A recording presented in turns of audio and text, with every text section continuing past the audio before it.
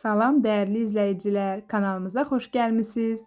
Hər birinizi qarşıdan gələn yeni təqvim ili münasibətilə təbrik edirəm və bu ilimizə özəl olaraq bu formada yolka oyuncağı hazırladım. Təkcə oyuncaq kimi deyil, adi asılqan dekor kimi də istifadə edə bilərsiniz.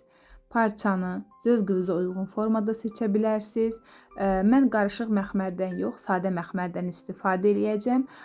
Çünki üzərini qaşlarla bəzədiyimə görə çox qarışıq olmasını istəmədim.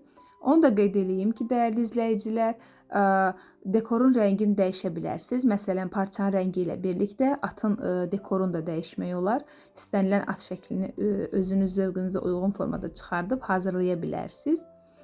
Və yolka oyuncağının yarısından istifadə edib dekorumuzu bəzəyəcəm. İlk olaraq bizə ölçü lazımdır.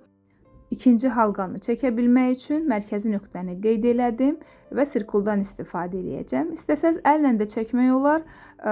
Sizə göstərmək istəyirəm. Əllə bu formada hər tərəfdən 1 sm qalınlıqda çəkə bilərsiniz. Tam səliqəli eyni halqa olması üçün sirkuldan istifadə elədim və ona görə mərkəzi nöqtəni tapdım. Əlavə olaraq onu qeyd edeyim ki, mən at fiqurlarını özüm kompüterdə yığıb çapa verdim və buna görə ölçülərini ayarlaya bildim. Əgər siz də bu formada kəsmək və yaxud da hazırlamaq istəsəz, oyuncağı ilk olaraq alın, çünki oyuncağın ölçüsünə görə bu şəklin həcmi ölçüsü dəyişir. Tutaq ki, hər hansı kserokopiya mərkəzinə yaxınlaşmamışdan əvvəl oyuncağı alın, şəkli yükləyin və orada bildirin ki, bu oyuncağa uyğun. Onlar artıq özləri ayarlaya biləcək, ölçüb santimetrini deyə biləcək. Yaxud da əksinə, özünüz oyuncağın diametrini ölçüb kserokopiya mərkəzinə sadəcə ölçünü bildirə bilərsiniz. 2 halqamızı, kardonumuzu parça ilə bükdükdən sonra dekora başlayırıq.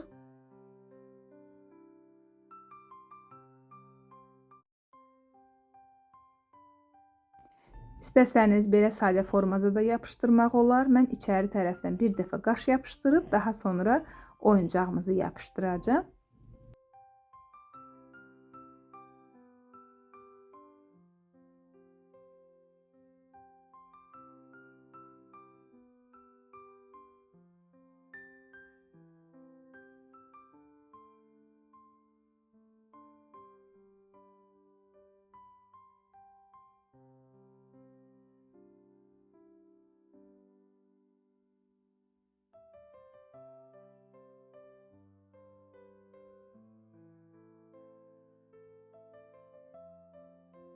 Asılqanımızı biraz da gözəlləşdirmək üçün dəmirdən olan bu formada dekor şəbəkəmdən istifadə edəcəm. İstəsəniz üst hissədən də yapışdırmaq olar. Mən arxa hissədən yapışdıracağım, 2 kardon arasında qalsın deyə. Və biraz qabarıqlıq var, həmin gül hissəsinin yarısını kəsib götürəcəm.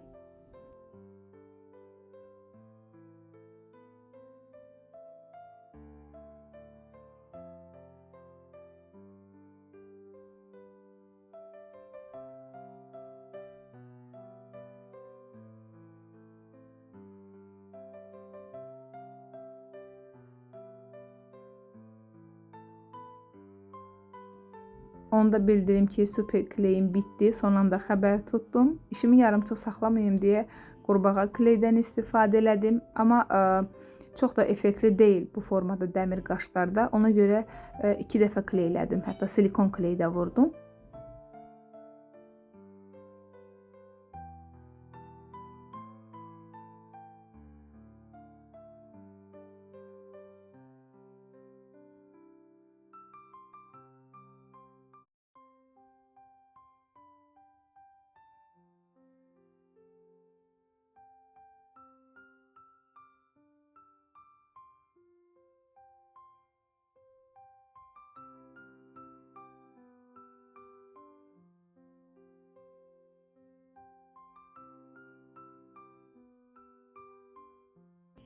Və əlimdə belə bir qotaz var. Amma başlıq dekorunu sevmədim. Daha doğrusu təklikdə ayrılıqda gözəldir. Mənim dekoruma uyğun deyil. Ona görə başlığı dəyişəcəm.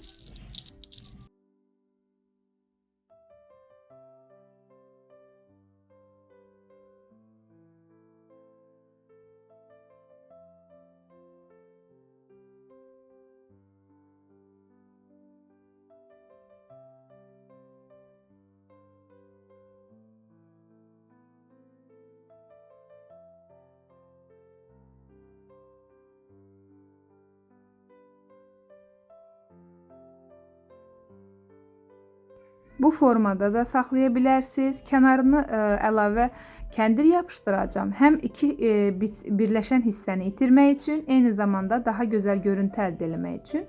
Adi kəndirlər biraz qalın olur. Mən belə topda alıram, rulonda alıram. Daha zərif və daha zərli, gözəldir.